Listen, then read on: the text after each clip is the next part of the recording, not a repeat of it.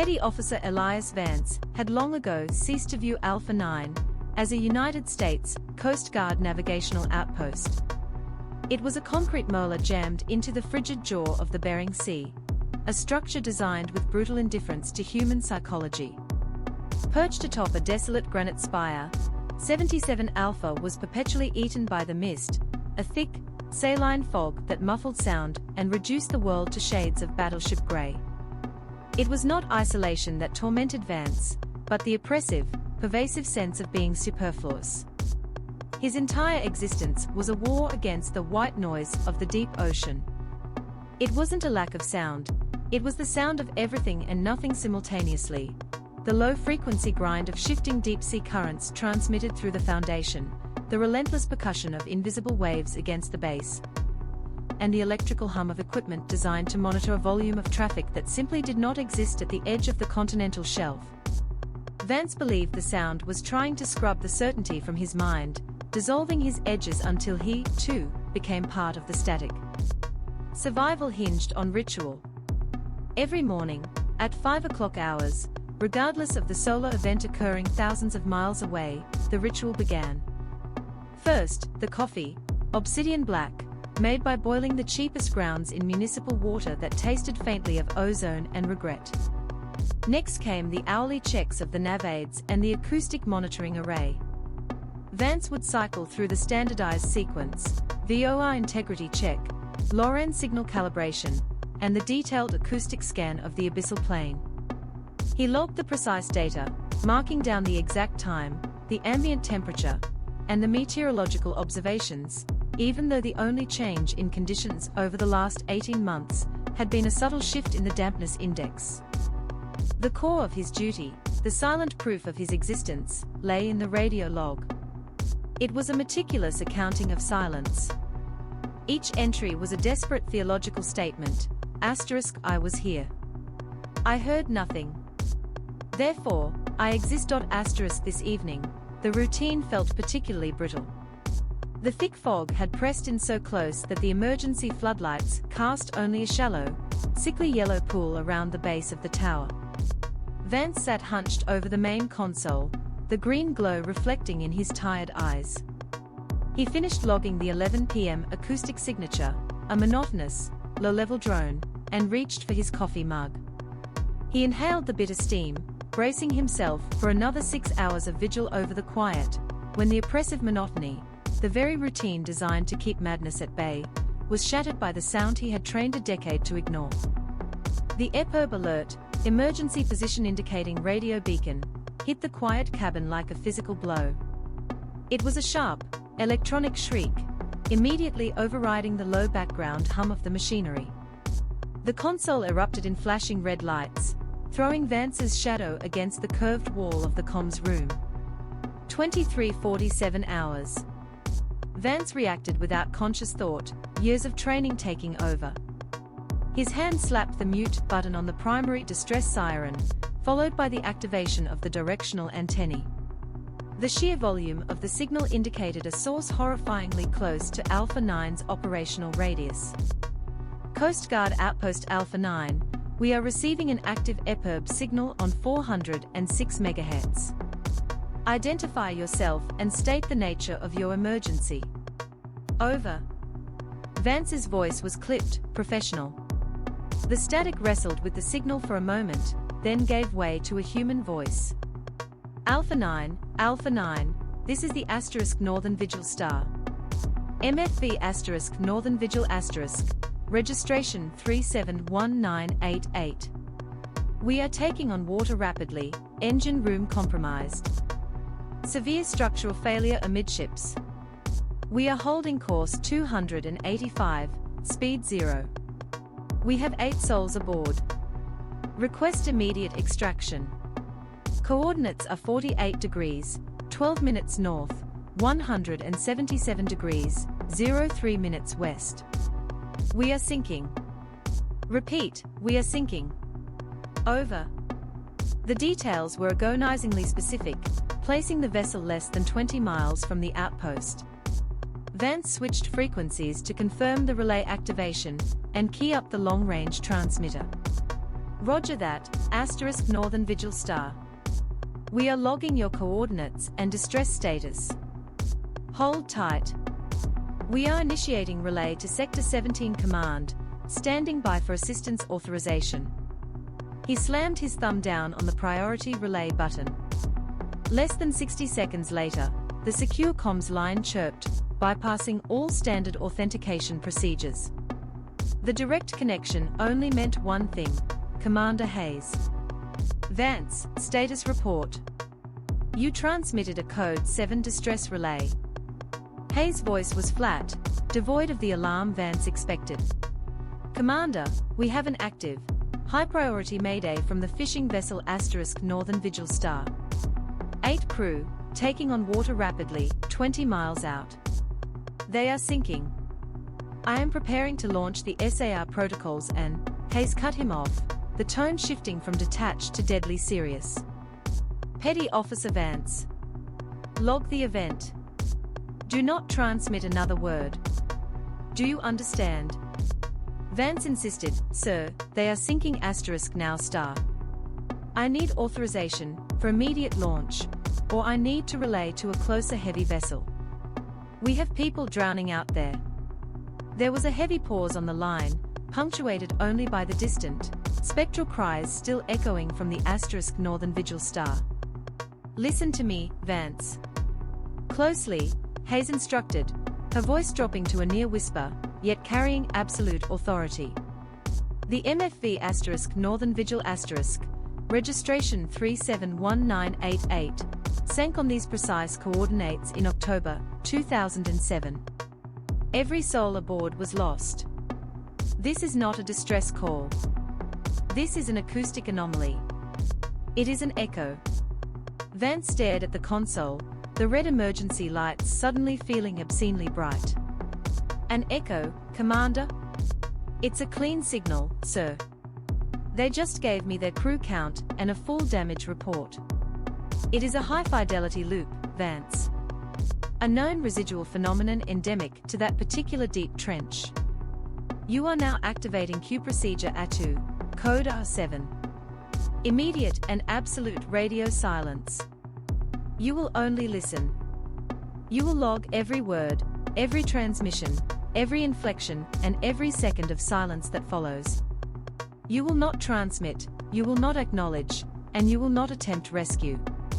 You are now designated a passive listening post. Your task is to hear the tragedy unfold again. The line went dead. The echo of the * Northern Vigil * continued intermittently throughout the rest of Vance's shift, a haunting, precise record of disaster. He adhered to code R7, logging every frantic transmission, until the signal deteriorated into the wet gurgle of a compromised microphone and finally, silence. Night 2 arrived. Vance expected the same chilling replay, at the same precise time, 23:47. The initial transmission was identical, the captain's measured, panicked tone, the coordinates, the crew count of 8. But as the signal progressed, Vance noticed the anomaly Hayes had failed to account for. During the third repeating loop of the Mayday, the signal suddenly degraded not into static, but into individualized cries. These were voices Vance hadn't heard the previous night. The engine room is gone, Skip. Get to the ladder. Jimmy. Where's the survival suit, damn it, Jimmy? They were too distinct, too chaotic, and too immediate to be part of a pristine 2007 recording. A residual phenomenon does not gain fidelity, it loses it. This signal was improving. Vance's pen shook as he transcribed. Night 3 brought suffocating tension. Vance checked the navaids array 3 times in the hour leading up to 23:47. When the signal burst through the speakers, the professional introduction of the * Northern Vigil * was immediate. But 5 minutes into the transmission, the captain's voice, the long-dead captain, deviated entirely from the previous logs. Alpha 9. We are confirming the situation. I repeat, we are compromised. But before you cut transmission, Alpha 9, I need a radio check. Do you copy? Radio check, Alpha 9. Over. The blood drained from Vance's face. The phrase, radio check Alpha 9, was a highly specific protocol, part of the internal Coast Guard communication lexicon, not standard international distress procedure. Furthermore, the signal had addressed him. Vance gripped the edge of the desk, fighting the instinct to respond. The voice from the past continued, chillingly calm now, the desperate edge gone, replaced by something clinical. We copy your silence, Alpha 9. That is noted. We also note the deterioration of the local atmospheric pressure you logged at 22:30 hours. Expecting winds from the northwest, correct? The conditions are exactly as you recorded, Petty Officer Vance. We appreciate the diligence of your log entries. But we still require assistance. Vance physically recoiled. His 22:30 log entry was classified data, specific to the meteorological instruments housed within Alpha 9, information never broadcast, and only finalized 30 minutes prior to the ghost call. The entity transmitting the signal, the echo, the loop, the thing, was not merely replaying a tragedy. It was listening to Vance's meticulous, private record keeping. The shift in the acoustic anomaly from simple replay to interactive espionage broke Vance's psychological defense. Routine was no longer a shield, it was a map for the predator. It began visually. On nightfall, during his mandated sweep of the horizon, Vance caught it, a flicker of light where no light should be. 3 nautical-style running lights, red, green, and white, flashed briefly through a temporary break in the dense fog bank, only to be immediately swallowed again. He dismissed it as an optical distortion caused by extreme weather and exhaustion. Night 5 began with the familiar, terrible resurgence of the Northern Vigil S eperb. This time, Vance didn't log the specifics, he immediately went to the radar console. Alpha 9's long-range pulsed radar was exceptionally powerful, designed to penetrate the harsh weather. He powered up the secondary tactical screen, filtering out environmental clutter. There it was. A contact at 38 nautical miles, vectoring toward 77 Alpha. The return signal was massive, far exceeding the signature of a mere fishing trawler. But it was the movement that defied physics and logic. The object was registered at a steady 40 knots, a speed impossible for any commercial, or even most naval vessels in these conditions. Then, the track history began to draw impossibly sharp angles. It executed a violent zigzag pattern, covering massive distances laterally in seconds. As Vance watched, the single contact blipped and resolved into 3 distinct returns, moving in perfect, coordinated formation, only to merge back into a single, cohesive mass stretching nearly 800 feet across the screen. The appearance of the object caused an immediate, massive wave of electronic interference. The acoustic monitors went wild, spitting out a high-pitched digital scream. The comms panel began to flicker, the ghost signal struggling to maintain clarity against the noise. As the interference reached its peak, the distress signal doubled. Now, Vance heard not 1, but 2 Mayday calls layered on top of each other. The Northern Vigil was still sinking, but beneath that, a newer, sharper voice was crying out, CG 6511. We have structural failure, propulsion system down. Request immediate medevac for injured crew, this is Petty Officer Riley, Coast Guard Aviation 6511. We are going down near the buoy cluster. Riley. Lieutenant Commander Alex Riley, the pilot of a search and rescue helicopter lost with its crew 6 years ago. But the horror did not stop with recognition. The phantom voice of Riley began relaying complex, highly classified information, interspersed with panicked cries. The patterns are breaking containment. They are using the Manta codes, they have the Q protocol keys. They knew our jump path, Alpha 9, they knew exactly where the SAR was coming from. The new, LED signals confirmed the horrifying truth, the entity was not merely reliving old tragedies. It was collecting military intelligence. The ghost Mayday wasn't a cry for help, It was an information gathering system. The predator was no longer just listening to the past, it was actively using the collected data to close the distance. The events of Night 5 left Vance functioning on pure adrenaline and paranoia. His meticulous log entries were now evidence of collaboration. He waited until the mandated end of his shift on Night 6, avoiding the comms room until he had physical proof he needed to transmit. Using the secure satellite uplink, Vance bypassed the distress frequencies and placed a direct, encrypted call to Commander Hayes.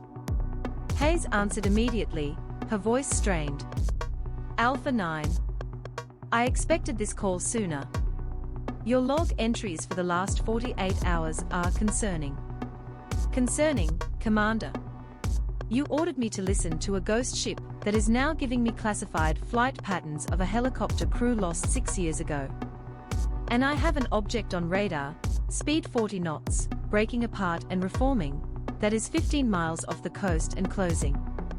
Vance kept his voice low, a frantic whisper. Hayes sighed, a sound of bone-deep exhaustion.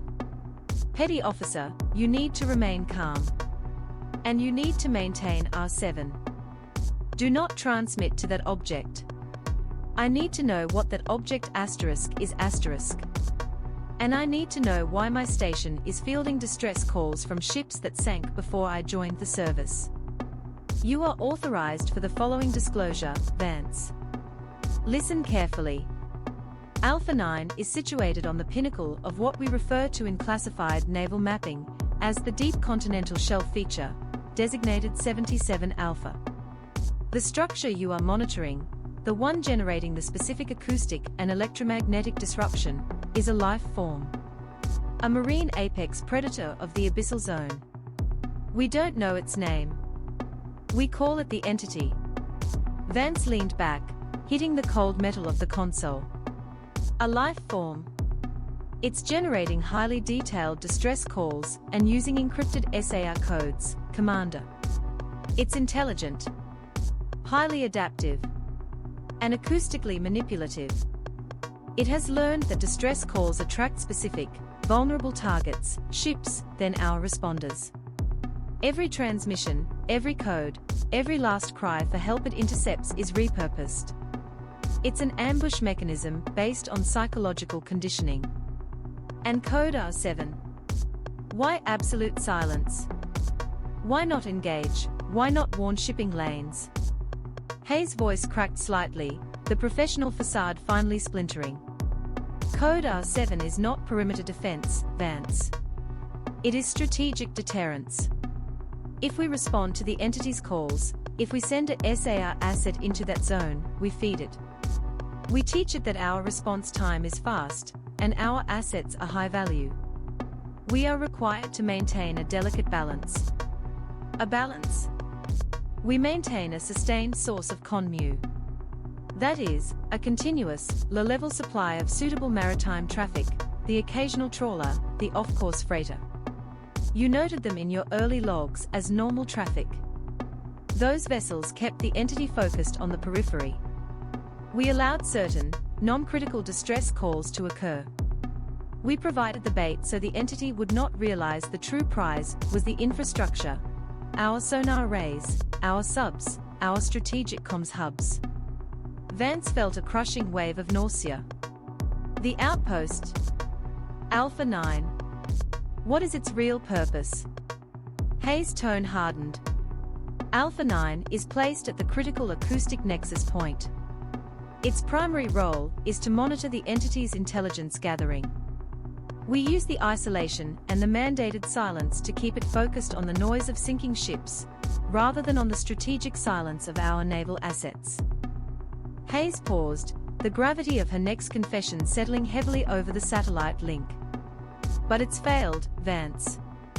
Over the last week, your meticulous logs, your consistent silence, your reliable presence, it was all high-fidelity data it was harvesting. The change in the signal, the introduction of the CG call signs, the specific protocols. The entity has learned enough authentication and deep-level procedural codes. Petty Officer Vance, it has learned how to speak our language. The early morning of Night 7 was silent, yet the silence was thick with anticipation. Vance knew the entity was close, its presence a cold pressure in the air. He sat staring at the radar console, the massive object idling just outside the 20-mile warning zone. 23:47 hours. The station did not shriek with the EPIRB alarm. Instead, the console chimed with the clear, clean tone of a high-priority, authenticated Coast Guard emergency transmission. The voice that filled the room was crisp, urgent, and perfectly modulated. It was Petty Officer Elias Vance's voice. Urgent. Coast Guard District 17, this is Outpost Alpha 9, Petty Officer Elias Vance reporting. We have catastrophic structural failure due to immediate sabotage. Station integrity compromised. Request immediate priority medevac and tactical extraction. We require immediate deployment of SAR assets. Repeat, Alpha 9 is compromised. I require immediate extraction. The voice of the ghost Vance then spoke a string of complex, deeply nested authentication codes, 3 specific, rarely used security phrases designed to verify the identity of the operator and the veracity of the emergency.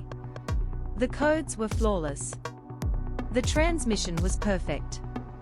Vance stood paralyzed, listening to his own voice, a digital doppelganger, calling in the cavalry to the precise coordinates of the abyss. As the signal concluded, a new alarm flashed. Hayes was calling back. Vance snatched the handset. Hayes, did you hear that? It used my voice, my codes. It's calling them in. I didn't transmit anything. It intercepted my voice prints and the authentication keys from the secure line we used yesterday. Hayes' voice was low, hollow, and utterly devoid of pity. I heard it, Vance. It was beautiful. A perfect transmission. It learned everything. You have to countermand the order. Tell them it's a fake. Tell them I'm safe. It's going to feed. We cannot, Elias. The codes it used are unimpeachable. To countermand them with anything less than a presidential emergency override would destabilize the entire CG command structure. It's too late. The response team is already airborne. Why? Why me? Why this station? Vance was shouting now. Hayes delivered the final, crushing blow, her voice cold and professional again. Your function was never to observe, Elias. It was to document the exact parameters of the entity's learning curve. Your isolation, your dedication to detail, your rigid adherence to the R7 log, your consistent, predictable radio silence. It made you the ideal information repository. She paused, allowing the terrible implication to sink in. Those R7 rules were not there to protect the sector. They were there to protect you from compromising your critical function. You were kept isolated, diligently logging data, making yourself the single, high-value source of information. The entity was listening to you. Listen, Elias. Hayes' voice dropped to a funereal finality. You were the bait. The line disconnected. Rage and terror fueled Vance. He bolted from the comms room and down the cramped ladder well toward the station's basement levels, where the main generator and the massive antenna coupling system were housed. He had to sever the system, to somehow disrupt the phantom signal now guiding his comrades to their destruction. He threw open the heavy steel door to the equipment core. The heat hit him immediately, the room was boiling, the cooling fans struggling against the enormous thermal load. Vance scanned the schematic display panel. He focused on the designation for the primary directional antenna array, the system he had used for 2 years to receive the ghost signals. The truth hit him, a technical horror far worse than the betrayal. The schematic didn't label the system as a receiver array. It was marked high bandwidth, deep sea directional broadcast facility, strategic interdiction class. Alpha 9 was never built to listen to the ocean. It was built to scream into it. Vance realized that his presence and constant activation of the systems had meant Alpha 9 was running on full power, essentially serving as a massive signal amplifier. He had unwittingly been the conduit, the technological mechanism that localized and strengthened the entity's mimicry, concentrating its deadly signal and pulling targets straight toward the coordinates 77 Alpha. He hadn't merely attracted the entity, he had empowered it. He staggered back, turning toward the tiny observation slit in the thick steel wall that faced the sea. The perpetual, suffocating fog was gone. The air was stark and crystalline, the horizon clear for the first time in weeks. And on that clear horizon, where the radar had shown the massive, amorphous object, were lights. Not one vessel. Not 8. More than 50 running lights, red, green, and white, twinkled against the black water. But they were not spread out like a disorganized fleet. They were massive, geometric shapes, the light sources too high for standard displacement hulls. They moved slowly, deliberately, not with the roll of a ship, but with the steady, massive displacement of the 800-foot-long forms he had seen on the radar. They were not moving parallel to the coast. They were moving inland. The entity was no longer hunting in the open ocean. It had collected its intelligence, lured its final target, and was now moving to the continental shelf, towards the mainland. The comms radio on Vance's belt crackled violently, the noise overriding the hum of the power core. The static resolved into a new voice. It was not the captain of the * Northern Vigil *, nor the pilot Riley, nor the mimicking voice of Vance. This sound was synthetic, deep, devoid of human inflection, a voice created from Sinzai's data points, perfectly clear, and resonating with power. It articulated 2 words, delivered with chilling finality: your turn. The station's inherent deep-sea white noise, a low, grinding rumble of pressure and distance, returned, but it felt qualitatively different now. It was no longer monotonous, it was expectant. The air in the comms room, previously thick with caustic coffee and ozone, now tasted metallic, like old blood. Vance pushed the logbook away, staring at the muted comms panel. The silence was an imposition, a physical weight pressed against his eardrums. He was no longer just isolated, he was trapped in a soundproof cage with a horrific secret. Hayes's words echoed louder than the distress call. Every person who has acknowledged the echo in the past has subsequently gone missing. The Attu Echo was not a malfunction, not residual static from a catastrophic failure 13 years prior. It was a lure. And the silence R7 demanded was a defense. Vance shifted his attention to the auxiliary monitors. The deep ocean passive sonar array, usually relegated to geological monitoring and ignored unless a submarine was pulsing with activity. Normally, the screen showed thermal variance and the chaotic clutter of oceanic currents, a watercolor wash of reds and blues. Tonight, however, the screen displayed a distinct, almost rhythmic signature, at 54.77 N, 169.12 W. It was not a thermal bloom, nor was it the signature of cavitation or hull stress. It was a clean, low-frequency pressure pulse, far too slow and too organized to be natural. It was deep, originating perhaps 1,000 meters beneath the surface, right above the jagged edge of the Kiska Trench. It was a heartbeat, slow and immense. Vance leaned closer to the monitor. The pulse was non-mechanical, lacking the sharp edges of propulsion, or the telltale rumble of seismic activity. It was pure acoustic pressure, a sound that should have been inaudible to human ears, but was registering clearly on the specialized hydrophones. It felt less like a sound and more like a sustained inhale star.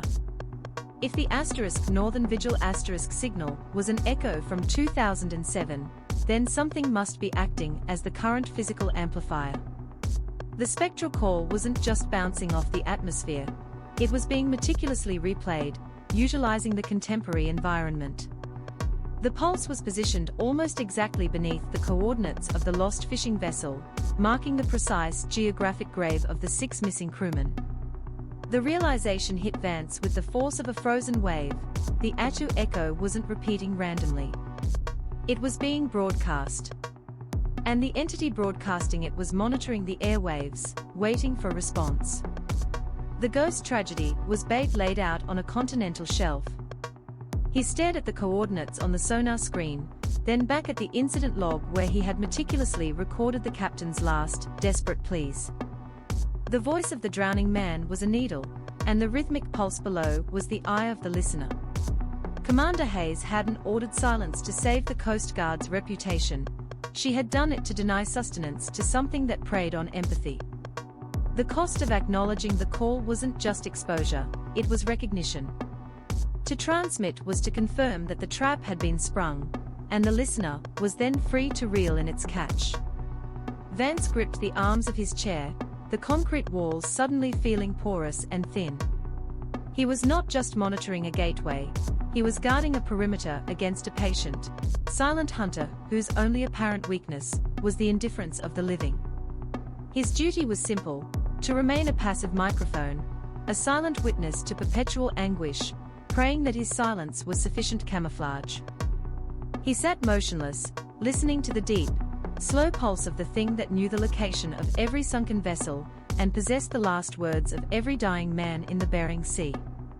It was listening for the sound of rescue. Vance did not sleep.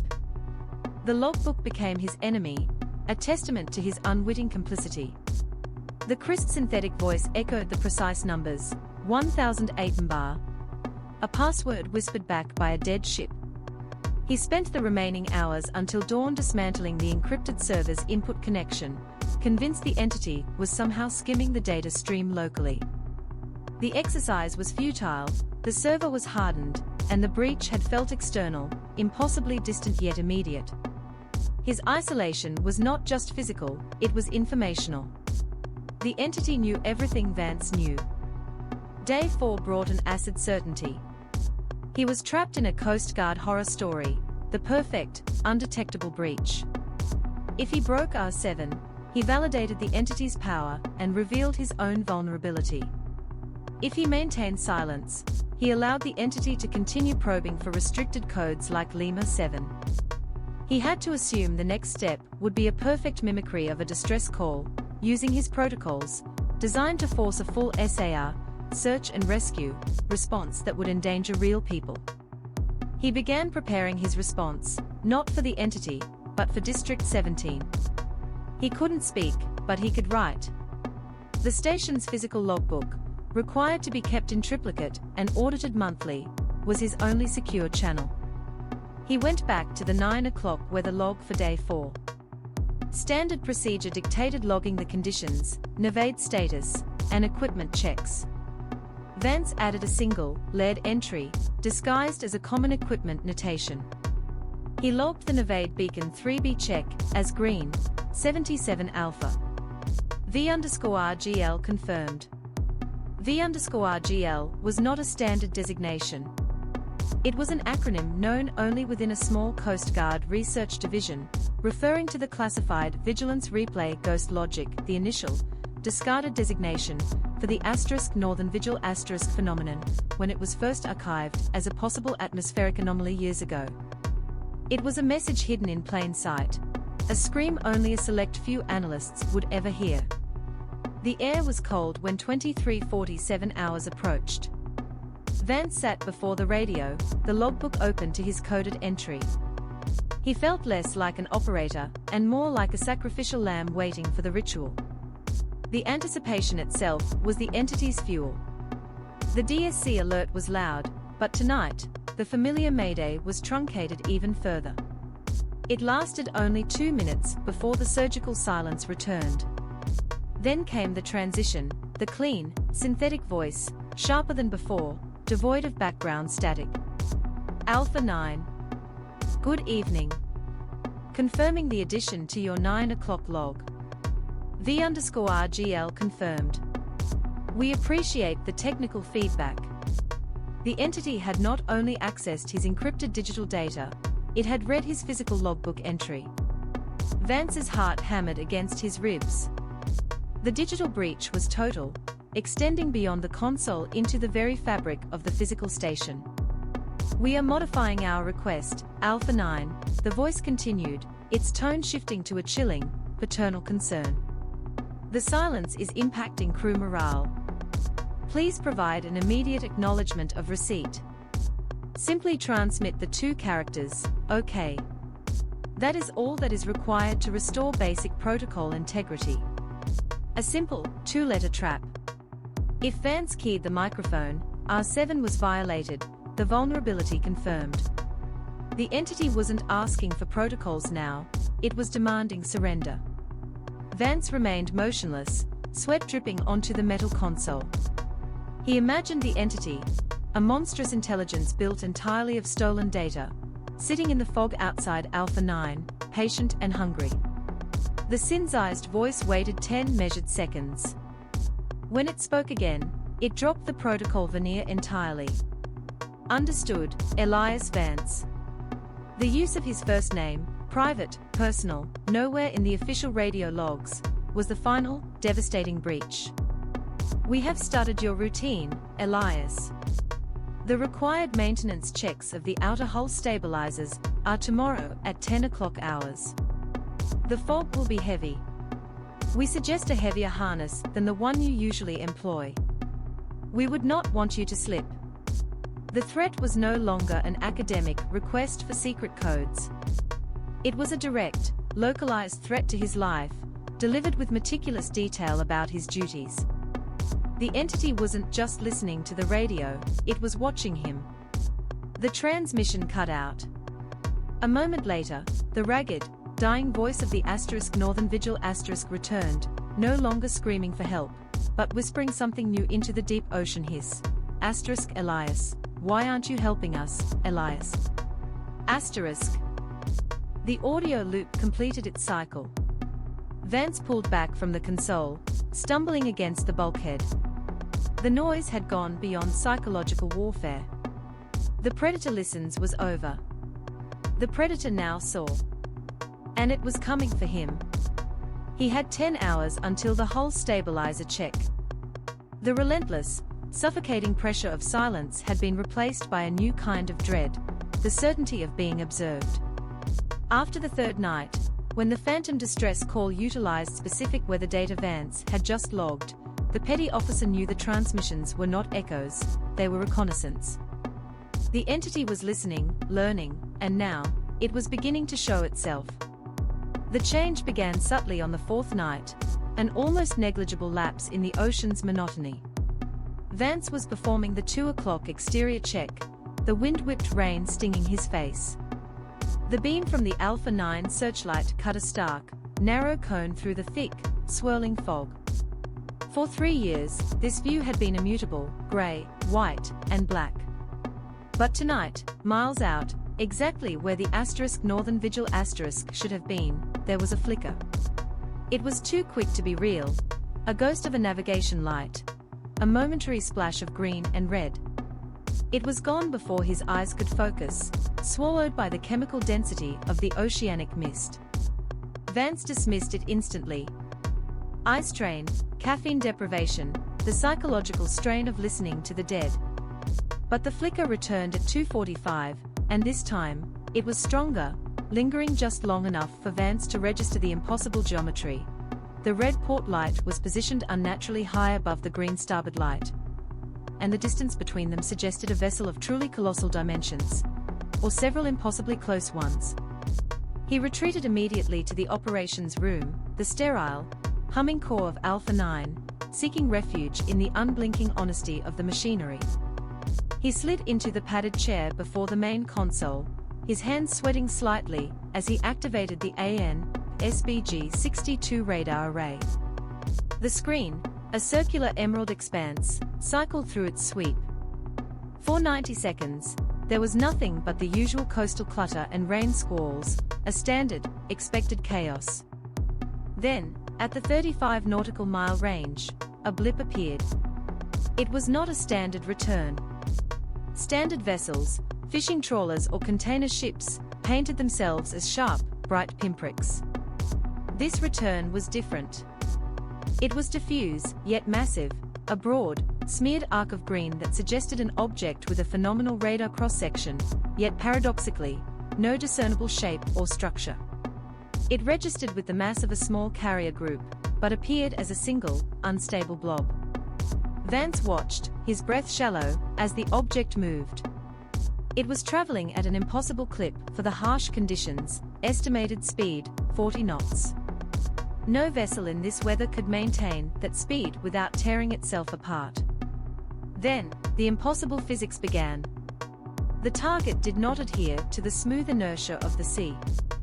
It moved in sharp, almost digital angles, a perfect, synchronized zigzag pattern, covering massive distances laterally before snapping back onto its original bearing. It was the movement of something that did not respect wave or current dynamics, something that simply chose its location instantaneously. Vance triggered the automated tracking system, ATS, inputting the parameters for a large, high-speed contact. The system immediately red-flagged the data, velocity spikes exceeding physical limits, non-compliant navigation. The ATS labeled the contact erroneous data, system failure. "No, the system isn't failing," Vance muttered, his voice hoarse. "It's working perfectly." As he watched, the single, massive blob on the screen fractured. It didn't break up randomly. It divided with surgical precision into 3 smaller, geometrically identical returns, moving in perfect echelon formation. They maintained the 40-knot zigzag for 3 minutes, closing rapidly towards the Coast Guard patrol boundary. Then, as suddenly as they had split, they merged back into the singular, 800-foot-long smear. The merger was accompanied by a sudden, violent surge of electronic interference. The console lights flickered, the ventilation fan stuttered, and the radar screen itself briefly dissolved into pure static. A blinding rush of white noise that physically hurt Vance's eyes. He checked the internal diagnostics. The Alpha 9 systems, designed to withstand Category 5 hurricane conditions and massive power surges, were reporting localized sensor overload. It wasn't environmental, it was targeted. The entity wasn't merely occupying space, it was actively using electromagnetic energy, disrupting the infrastructure built to observe it. It was e-warfare on an almost casual scale. He spent the rest of the night monitoring the target. It remained just outside the 20-mile exclusion zone, patrolling, waiting. It pulsed on the screen like an infected wound, a constant reminder that the horror was no longer contained within the speaker wire, but was now a palpable, physical presence hovering on the horizon. The fear had solidified into a cold, meticulous routine. Vance was no longer fighting sleep or loneliness. He was fighting an intelligence that was mapping his defenses. He sat bolt upright when the clock struck 23:47, the exact, horrifying moment of the original Mayday broadcast on Night 5. The distress call began, the familiar, cracking voice of the Northern Vigil Captain, Mayday. Mayday. This is the Northern Vigil taking on water, we are sinking. Coordinates, but before the captain could finish, a second signal crashed over the first. It wasn't static, it was another complete, overlapping distress call, equally detailed, equally frantic, but delivered in a completely different voice, over a different frequency. Vance's mind reeled as he scrambled to isolate the channels. He had 2 simultaneous, distinct transmissions of utter disaster, both emanating from the same impossible location, both requesting immediate assistance. The second voice was younger, sharper, and terrifyingly familiar in its professional cadence. Coast Guard Sector 17, this is USCGC Icarus requesting urgent medevac for critical injury. Hull breach confirmed, repeat, hull breach confirmed. We are losing power. Coordinate 77 Alpha 9, repeat, 77 Alpha 9. We have 3 personnel wounded, requesting immediate rotary wing response. Vance froze. The USCGC Icarus star. The Icarus was a fast response cutter that had vanished without a trace 6 years prior, during a winter patrol far north of Alpha 9. The official report was lost in severe weather. Now, its ghost was broadcasting its final moments, not as an ambient echo, but as a live, desperate transmission interwoven with the sinking trawler. The simultaneous transmissions were overwhelming. The panic of the fishermen mingled with the disciplined urgency of the Coast Guard officers. Vance reached for the logbook, his hand trembling uncontrollably, forcing himself to uphold Code R7, record everything, respond to nothing. As the overlapping cries of the two vessels peaked in a crescendo of static and human terror, Vance heard a third voice break through the noise, clear and chillingly close. It was not a distress call. It was a fragment of operational dialogue. Negative, Sector. We are going with Procedure B5. Hold the perimeter. We are attempting to secure the data package before hull breach. The voice was Lieutenant Commander Peterson, the commanding officer of the Icarus Star. Peterson had been a mentor to Vance during his training in Kodiak. Vance recognized the precise, authoritative tone, the specific regional accent. This wasn't a recording, it was a perfect auditory duplication, using data the entity should never possess. Procedure B5 was a classified tactical protocol concerning the deployment of deepwater data buoys, known only to specialized Coast Guard search and rescue (SAR) units and select sector command staff. It was not public domain. It was not found on civilian ship logs. The horrifying realization dawned on Vance. The entity was not just replaying tragedies, it was conducting intelligence gathering. Every sinking, every lost vessel, every desperate final transmission it intercepted, it logged the coordinates, the vessel type, the names, and, crucially, the operational procedures and classified communication protocols used by the rescue teams that failed to reach them. The ghost of the Icarus wasn't asking for help, it was feeding the predator. Suddenly, the signal shifted again. Peterson's voice dropped its tone of command and adopted a conversational, intimate quality, directed squarely at Alpha 9. Elias. Elias, the override code is 9 Charlie Delta 7. You have to shut down the main transmitter. They know you're listening. They know you have the R7 protocols. They are using us to train. Vance slammed his headset onto the console. The violation was complete. The entity was not only impersonating the dead, it was using the information it had harvested to target him personally, attempting to trick him into breaking R7 by using a classified access code known only to him and his immediate supervisor. He stared at the radar screen. The shape-shifting contact was still holding at 20 miles. But now, another cluster of smaller, faster contacts began to appear on the extreme edge of the screen, scattered, faint blips of what looked like honest, identifiable fishing vessels. They were converging slowly, inexorably, drawn by the overlapping, confusing signals emanating from 77 Alpha. Vance understood the trap. The entity was using the amplified desperation of multiple fictional tragedies, broadcasting on multiple frequencies, to create a massive acoustic beacon. It was luring in fresh, live prey. He felt a deep, sickening lurch as he understood the full scope of the entity's objective. It wasn't just physical predation. It was seeking to compromise the entire strategic defense system of the region. By acquiring classified codes, SAR procedures, and tactical response patterns, it wasn't just hunting sailors. It was preparing to dismantle the entire infrastructure designed to protect the region. Vance reached for the handset, hovering inches above the button for the secured line to Sector 17. The R7 protocol screamed in his mind, silence, absolute silence. But the radar confirmed the convergence, and the radio confirmed the tactical harvesting. He had to report the threat. He had to report the intelligence breach. The entity was no longer a ghost, it was a sophisticated, adapting adversary using the very rules of the Coast Guard against itself. He knew Commander Hayes would order him to remain silent, but the sight of the real ships inching toward the Phantom disaster forced his hand. The logbook was not enough, the dead could not be permitted to kill the living. He keyed the secured channel override. His fingers were stiff with cold, or fear, or both. Sector 17, this is Alpha 9. Priority 1 alert. Repeat, Priority 1.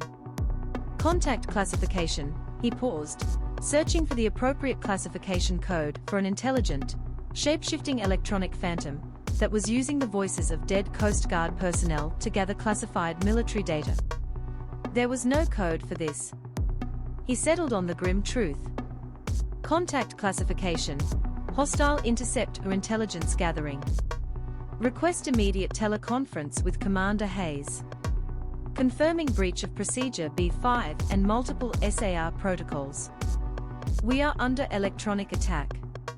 He leaned back, the hum of the overworked equipment surrounding him, the green sweep of the radar tracing the impossible form lurking in the fog. He had finally broken R7. He just had to wait for the reckoning. The monotony of Alpha 9 was a silence forged of concrete and deep-sea fog. Petty Officer Elias Vance measured his existence not by hours, but by the cycling of the navaids and the rhythmic hum of the generators, a sterile counterpoint to the endless, primal static of the Bering Strait. He was stationed at 77 Alpha, an isolated sentinel on the ragged edge of the Aleutian chain, guarding a door that never opened. His routine was his anchor, 0400 black coffee, bitter enough to burn away the maritime chill, hourly checks of the LORAN and DGPS systems, and the meticulous logging of the radio journal. This log was his only proof he existed, a desperate, professional rebuttal to the void outside. The facility itself, a brutalist monolith clinging to a cliff face, was perpetually swallowed by a dense, suffocating grey mist, making every step outside feel like an entrance into a sensory deprivation tank. His greatest enemy was the white noise of the deep ocean, an omnipresent, subsonic rumble that promised absolute emptiness, a constant whisper that his vigil was pointless, his sacrifice meaningless. He was the keeper of a desolate light, convinced he was the last man on Earth the Coast Guard remembered. The sterile silence shattered at 23:47 on his third rotation. An EPIRB alarm, a shrill, electronic scream, ripped through the 77 Alpha radio room. Vance reacted instantly, the muscle memory of his training overcoming the 6 months of crushing isolation. The distress signal resolved into a clipped, professional male voice, the captain of the Northern Vigil a long-haul crabbing vessel. Mayday, Mayday, this is the Northern Vigil Star. We are taking on water rapidly. Engine room catastrophic failure. Position 52.8 north, 174.1 west. 10 souls aboard. Repeat, 10 souls aboard. We require immediate assistance. Vance meticulously recorded the coordinates, the call sign, and the escalating panic just beneath the captain's controlled tone. He confirmed reception and attempted standard protocols, but before he could transmit the request to District 17, the line went dead, replaced by a deep-sea hiss. Vance called the district command immediately. Commander Hayes, his superior, answered on the priority line, her voice flat, devoid of urgency, an artificial calm that instantly sent a spike of ice through Vance's adrenaline. Hayes ordered him to halt all rescue procedures. Then came the chilling reveal. The Northern Vigil had sunk in the same location in 2007. The crew, the captain, the coordinates, all identical to the official historical record. Hayes issued code R7, absolute radio silence. Vance was to listen, to record everything, but under no circumstances was he to transmit or acknowledge. His new mission was not rescue, but the silent, terrified observation of a perfect, repeating tragedy. Night 2 and Night 3 dragged Vance further into the abyss of non-reality. The transmission was no mere replay. Had it been a simple recording, the terror would have been manageable. But it began to shift, to morph. On Night 2, Vance noted new details, individualized, personalized cries muffled beneath the original static. Names like Skip, and Jimmy, clearly audible just before the main transmission peaked. The entity was learning to layer the signal, making the tragedy richer, deeper, more authentic. The full, terrifying realization hit on night 3. The signal from the Northern Vigil didn't just broadcast distress, it sought interaction. At 1:15, following the captain's desperate recitation of the ship's position, an unnerving, synthesized voice, perfectly layered over the static, came through the speaker. Alpha 9, radio check. Radio check Alpha 9. It was the correct, specific procedure for a Coast Guard check-in. Moments later, the voice added local information, using the meteorological data Vance had just logged 30 minutes prior. Alpha 9, confirm gale force winds predicted, visibility restricted to 100 meters. Over. The information was too specific, too current. The entity was not just repeating old broadcasts, it was actively monitoring Vance's behavior, extracting real-time intelligence from the log entries he had filed electronically to District 17, and using it to generate a sophisticated, terrifyingly customized response. The certainty of the boundary between past and present, between the ghost and the living, crumbled completely. The audio violations of Code R7 escalated into physical, visual breaches. Initially, Vance dismissed the faint, intermittent flashes on the distant horizon as optical illusions caused by fatigue and the heavy fog. But the radar screen of Alpha 9 offered no such comfort. The high-resolution display, typically empty save for the static return of the nearest rock formations, began to populate with impossible signatures. The first blip, detected on night 4, was tracked moving at an unprecedented 40 knots, too fast for a trawler, too slow and irregular for a military vessel. Its track was erratic, a chaotic, non-Euclidean zigzag pattern that defied physics. On night 5, the object appeared to split into 3 distinct, smaller signatures before suddenly merging again into a single, terrifyingly large mass, estimated at over 800 feet in length, a shadow of pure data. Each appearance caused significant electromagnetic interference, EMI, overloading the radio speakers, with shrieking noise just moments before the Northern Vigil Mayday transmission began. The crescendo of horror arrived when the distress signal suddenly doubled, overlapping with a second, weaker Mayday. This new call wasn't from a commercial vessel. Vance recognized the voices of lost Coast Guard rescue personnel, aviators, and petty officers missing from missions years prior, victims whose disappearance was officially attributed to weather and equipment failure. Their spectral voices revealed the chilling truth embedded in the noise. The entity wasn't merely a collector of distress. It was accumulating military intelligence, using the agonizing audio loops to catalog authentication codes, rescue procedures, fleet maneuvers, and the specific operational limitations of the Coast Guard's response protocols. The thing listening beneath the waves was a sophisticated, hostile intelligence armed with the ghosts of its victims' training. The dawn following night 6 found Vance beyond exhaustion. He was operating on pure, white-hot dread. The radio silence had become unbearable, a complicity that weighed more heavily than any transgression. Breaking Code R7 decisively, he demanded a high-priority, encrypted satellite uplink to Commander Hayes. "This is Vance at Alpha 9. I need confirmation of a direct line. Now, Commander. This is not a drill." Hayes's voice, when it came through, was weary, stripped bare of its usual artificial calm. "Petty Officer Vance. You are breaking strict protocol. You know the consequences." "Consequences?" Vance's voice was ragged, bordering on a shout that echoed in the tiny radio room. "You left me here to listen to the dead learn our tactical procedures. It's using our codes. It tracked the weather data I logged. What the hell is this place, Commander?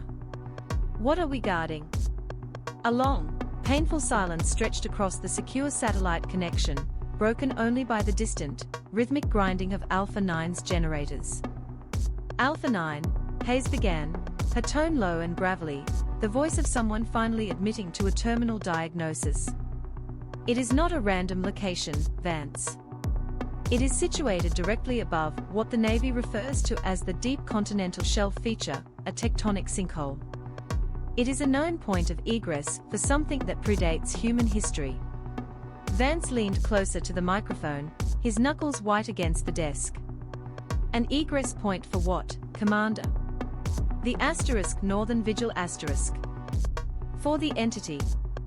We believe it is a hydroacoustic predator, an abyssal organism drawn to intense, chaotic electromagnetic radiation, specifically, the emotional and electronic signature of human distress. It lives in the trenches. It is non-baryonic in signature, but demonstrably intelligent, and it is here because of the feature. Hayes's explanation began to accelerate, the words tumbling out in a rush of terrible clarity. Code R7 is not a defensive measure against external interference, Vance. It is strategic containment. Vance felt a cold, sharp object twist in his gut. Containment. You mean we are containing ***? We are anchoring it, Hayes corrected bitterly. For decades, the Coast Guard, and above us, elements of naval intelligence, have been aware of its existence. We cannot destroy it. It is too deep, too vast, and responding violently to aggressive sonar testing. The decision was made to manage the threat. Alpha 9 is the anchor point. She detailed the strategy, a horrifying policy of engineered attrition. The electromagnetic pulse of a catastrophic distress signal, the repeating tragedy of the Northern Vigil ***, acts as a consistent, powerful lure. Vance's duty to listen and record was not about intelligence gathering for rescue. It was about providing the necessary electronic feedback to keep the entity invested in the local theater. Your meticulous logging, Petty Officer, Hayes continued, her voice heavy with confession, your records of normal maritime traffic, the lost fishing vessels, the small private yachts, the cargo barges that went down in localized storms, those were not accidents, Vance. They were bait. We intentionally maintain a sustainable prey source within a tight radius of 77 Alpha. We allow the localized, minor disappearances to keep the entity fixed on this point, feeding. It is a sacrifice of a few to protect the major sea lanes and the coastal population centers. Vance pushed back from the desk, nauseated. You're telling me that this station, has been accessory to the murder of every soul lost near this feature? That you let the Northern Vigil * sink every night for containment? We made a calculation, Petty Officer. A terrible one, but necessary. One lost trawler versus the collapse of the Pacific shipping routes. We bought time. We maintained the illusion of normal operations while containing the threat. Hayes's next words delivered the final, crippling blow. But the containment has failed, Vance. It has learned too fast. The constant exposure to our distress calls and your subsequent electronic logs, which confirmed our operational limits and authentication syntax, has given it the equivalent of an encrypted playbook. It isn't just mimicking the *Mayday *S anymore. The radar activity you reported, the use of your local weather data, it has achieved operational fluency. It knows our language, it knows our protocols, and most importantly, it now understands how our systems work. Hayes's composure finally fractured, replaced by raw fear. Vance, we anchored it with trauma. But now, it has learned how to use our own system against us. It has enough data to bypass our deep authentication layers. It can generate a call so perfect, so authentic, that the district command will be forced to respond. It knows how to lure not just the bait, but the predators, us. The silence that followed was not the quiet of the empty station, but the terrifying quiet of a trap that had just been sprung. Vance understood then, he wasn't just guarding the door, he was the key, the source of the intelligence that had turned their containment into imminent catastrophe. The psychological apex arrived on night 7, heralded by the cessation of the routine horror. At midnight, the familiar, agonizing crackle of the Northern Vigil *Mayday was abruptly cut short. The airwaves went dead, the silence thick and expectant. Then, a new signal erupted, crystal clear, overriding every frequency. It was not static or screaming, it was a perfect, emergency request for evacuation, broadcast directly from Alpha 9.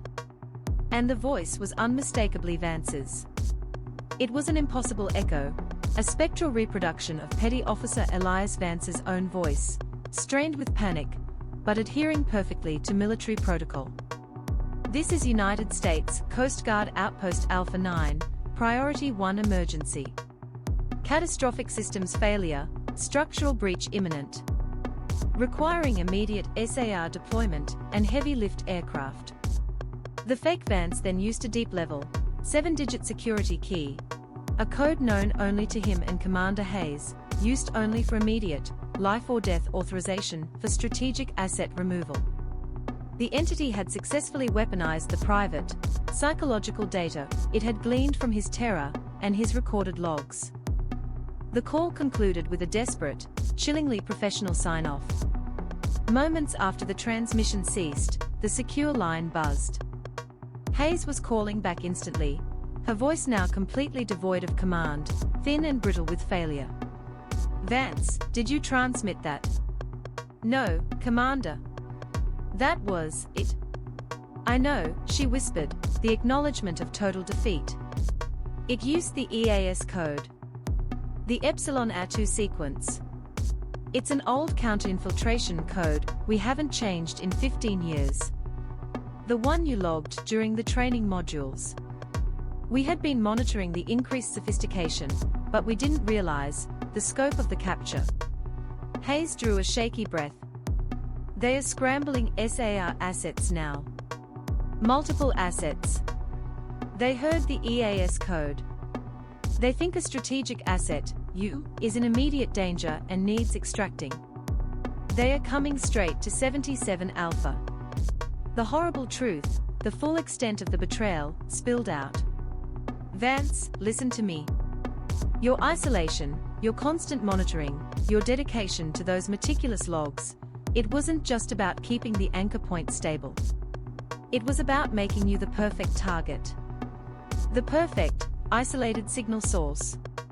Those are 7 protocols. They weren't there to protect the area. They were there to keep you from screwing up your role. You are not a guard, Petty Officer. You are the bait. And the bait just called the hunter to the feast." A visceral, animal fury overcame Vance. The weight of his unwitting complicity was a physical pressure, crushing his lungs. He abandoned the console and charged into the main equipment bay, a cavernous room filled with humming relays and banks of obsolete communications hardware. He knew the source of the electromagnetic emissions had to be routed here. Frantically checking the main antenna control unit, Vance saw the truth written in the equipment specifications. Alpha 9 was not merely a receiver or a relay station, it was a high-powered broadcast facility, capable of outputting a transmission far greater than any standard navigational outpost. He hadn't just been passively recording the entity's transmissions. Every time he logged the ghost Maydays, every time he used the system to file his notes, he was activating powerful, focused IF emitters embedded in the cliffs. He had been amplifying the entity's learned communications, turning the station into a massive, passive lure. A loudspeaker broadcasting the coordinates of the feast, pulling vessels, and now, the larger rescue assets, directly towards 77 Alpha. He slammed his fist against the console, plunging the station into emergency power mode, hoping to silence the transmission capabilities. But it was too late. Outside, the heavy, suffocating fog that had shrouded Alpha 9 for 6 months suddenly, impossibly, began to retreat, pulling back from the cliff face like a curtain drawn by an unseen hand. On the newly revealed, dark ocean surface, Vance saw them. More than 50 navigation lights, flickering in the deep, inky blackness. But they were not on ships.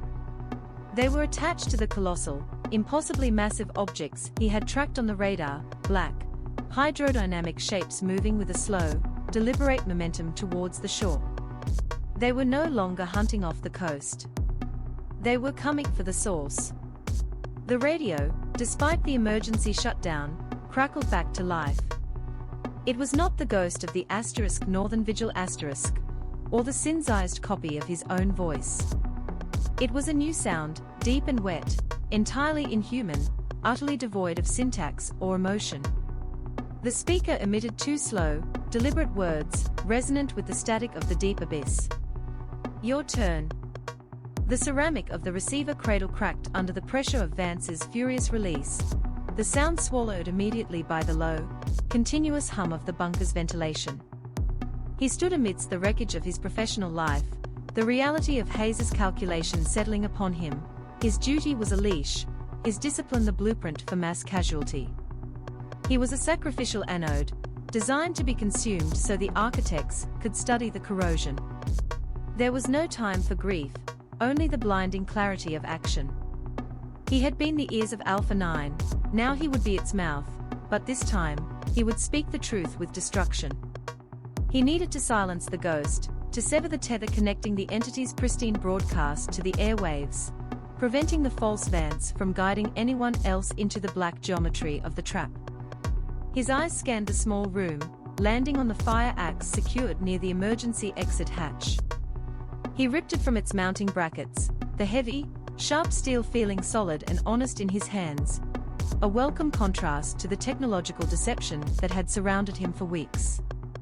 The main communications infrastructure was housed in the adjacent equipment bay, a cramped, high-ceilinged room dedicated to power conversion, and the uplink connections leading to the massive external broadcast array. Vance kicked the door open, the sound echoing flatly off the concrete walls. Inside, the air was thick with the ozone scent of high voltage. He didn't need schematics.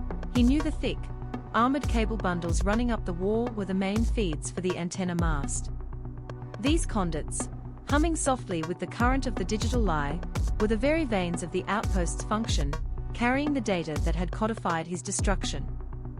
Vance raised the axe high above his head, the fluorescent light flashing across the sharpened edge. He brought it down with a desperate, animal strength born of 7 years of misplaced loyalty and 36 hours of terror. The first impact was a solid, sickening thunk against the armored plastic casing, rattling the whole structure. He swung again, focused solely on the vulnerable junction where the thick, bundled copper met the wall chassis. Crack. Crunch. The third swing sliced deep, piercing the cable jacket. The room erupted in a blinding, violet-blue flash and a deafening snap. Sparks rained down, filling the air with the sharp, acrid smell of burning rubber and ozone. The lights in the equipment bay flickered violently, then plunged the room into a deep, emergency red darkness, as the surge protectors tripped and the main line died. A moment later, the entire outpost shuddered. The omnipresent, low-frequency hum of the radio consoles in the next room vanished, replaced by a profound, sudden vacuum. Silence. Not the quiet of the ocean, but the silence of electronic death. The main array, miles offshore, was severed. The entity's broadcast was dead on arrival, cut off from the sea and sky. Vance stood breathing heavily in the emergency light, the axe dripping something dark, oil, perhaps, or just melted insulation. He had destroyed the means by which the entity spoke, but in doing so, he had also destroyed his only means of calling for help, of warning the approaching USCG cruise, or of even contacting Hayes. He had traded betrayal for absolute isolation. The silence amplified the sounds of the approaching storm, the increasing whine of wind against the thick concrete, the heavy roll of the waves hitting the protective berms. He knew the air assets were still closing on the ghost location, now flying blind, responding to a 4-second transmission that had originated from a station that now technically did not exist. He dropped the axe. It clattered against the floor, a definitive closing of one chapter. He was alone, severed from command, marked for death, and guilty of high-level operational sabotage. He had escaped the trap of being the bait, only to find himself now running loose within the snare. He looked back toward the radio room, now just a dark hole in the bunker wall. He had severed the communications, but he hadn't destroyed the entity. He hadn't destroyed the outpost. And he hadn't destroyed the truth. If the entity's ability to manipulate the physical world was correlated to its information density, and if he, Petty Officer Elias Vance, was the highest density source of actionable human intelligence within miles, then the entity was no longer restricted to just mimicking his voice. It could now manifest. It could now move. And it knew exactly where he was. He was deep in the trap, and the trap was closing in. Survival now meant defying the structural integrity of Alpha 9, moving outside the safe, monitored lanes of the bunker, the curriculum, and venturing into the physical space the entity inhabited. He had to assume the assets were already in the area, flying through increasing turbulence toward the false coordinates. He had been the information source. Now he had to be the signal. And the only signal powerful enough to override a high-level distress call was a living, breathing, defiant human being. Vance turned, leaving the darkness of the ruined equipment bay and moving deeper into the concrete heart of the facility. He needed a flare gun, a radio, anything that could transmit a beacon, anything that could warn them off before the storm, or the entity swallowed the rescue crew's whole. His destination was the exposed, windswept deck, the observation deck, the furthest point from the safety of the interior, the one place where he might be visible against the roaring night. The silence of Alpha 9 was not the absence of sound, but the perfect cancellation of all expected noise, replaced by the crushing, hydraulic pressure of the deep. Elias Vance, Petty Officer Second Class, had stood watch over this silence for 413 days. The station itself was a monolith of government-issue concrete, stained gunmetal grey by perpetual salt mist, squatting on a desolate, unnamed spit of rock off the Alaskan coast. It was the last eye before the international date line surrendered to the emptiness of the deep Bering Sea, a navigational outpost designed to shepherd ships that never strayed this far west. Vance fought the isolation with ritual, a rigorous, monastic schedule that defied the slow psychological atrophy of the fog. At 0400 hours, he brewed coffee, so black and viscous it seemed to violate the laws of fluid dynamics, then began his hourly sweep. His primary duty, listening, was the most psychologically taxing.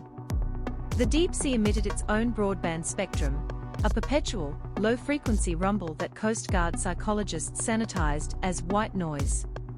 Vance heard it differently. He heard the ocean swallowing things. He sat now in the communications bay, the air smelling of ozone and stale coffee, logging non-events. He was, he knew, a sentinel guarding a door no one wanted to open. He ran an unscheduled diagnostic, logging the check with the satisfaction of professional validation. He was guarding the door.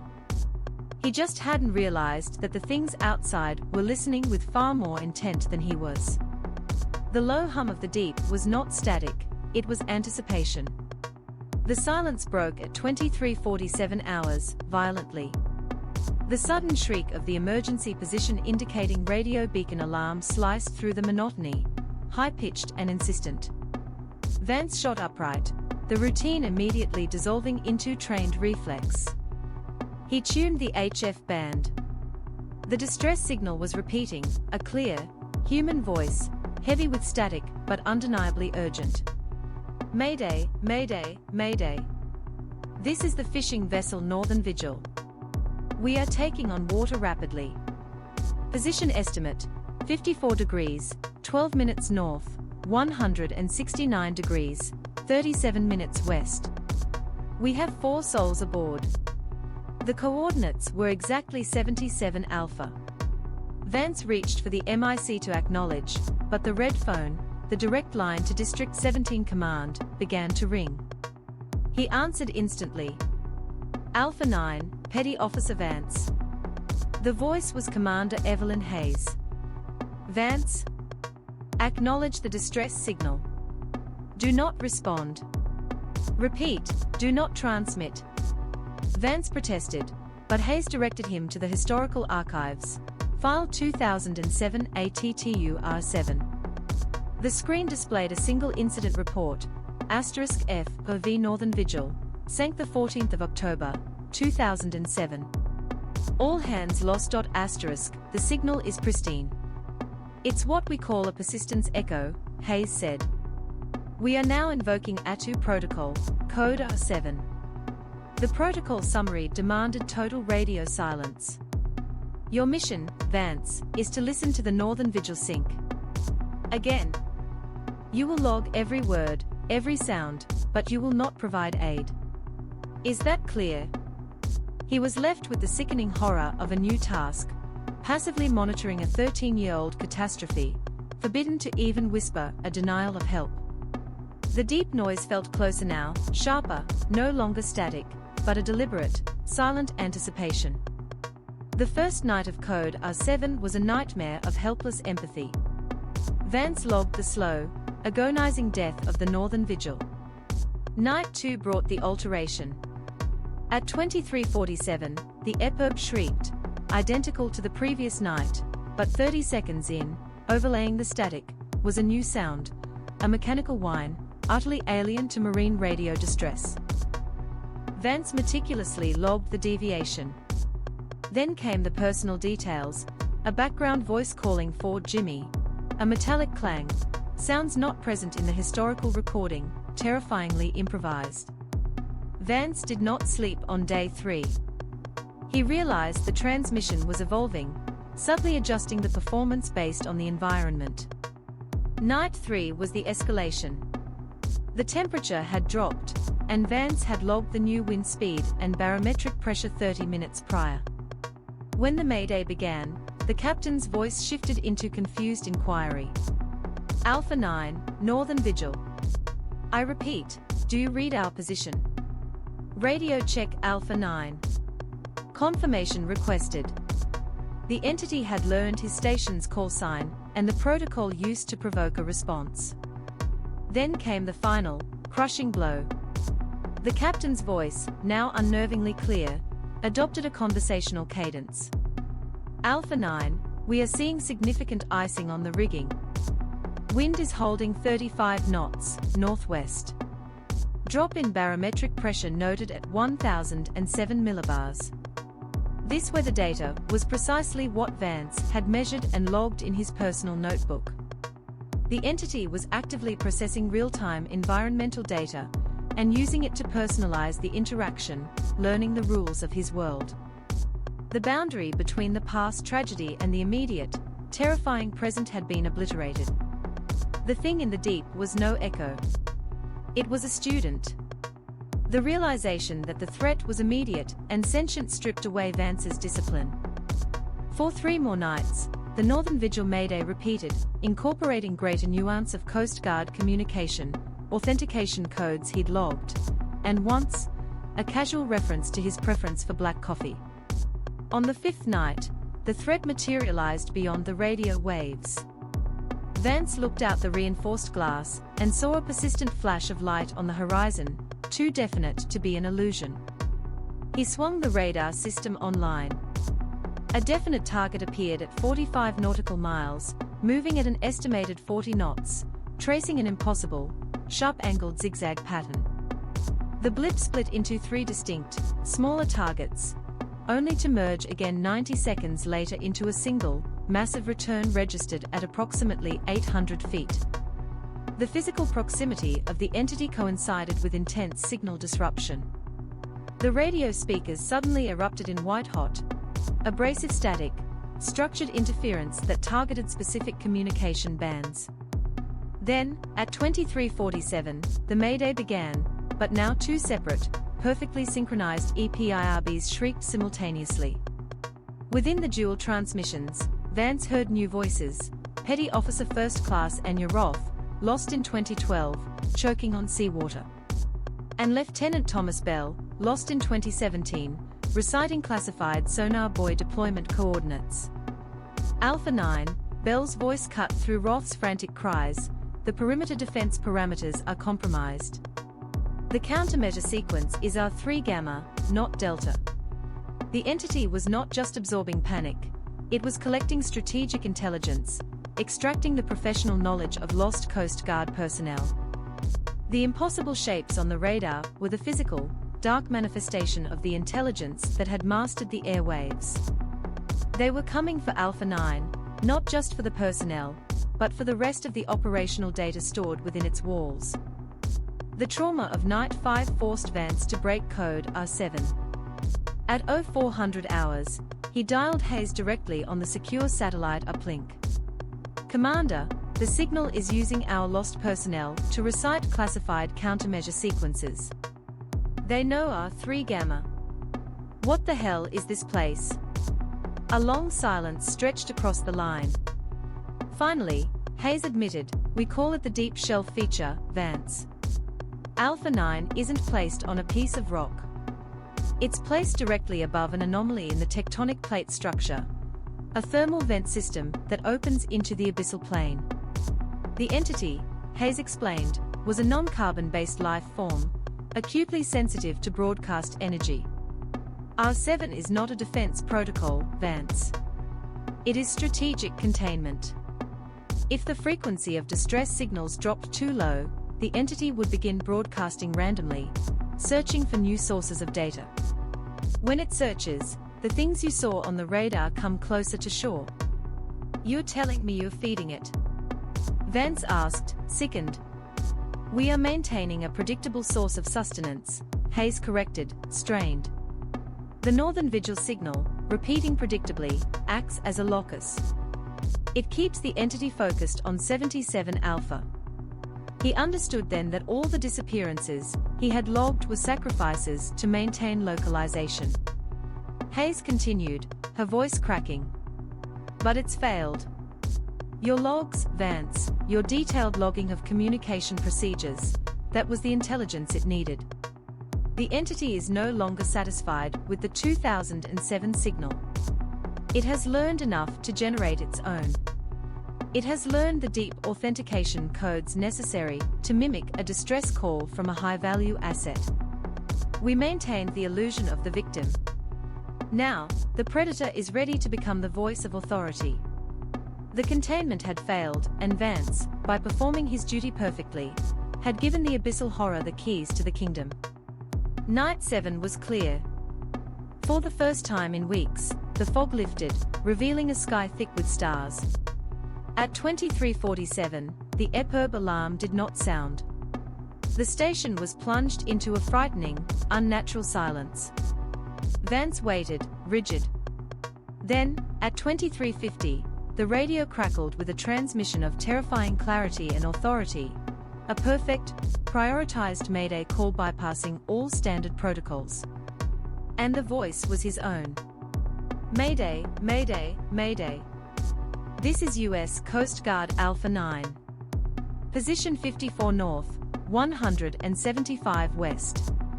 Station is under immediate threat of structural failure due to uncontained fire in the comms center.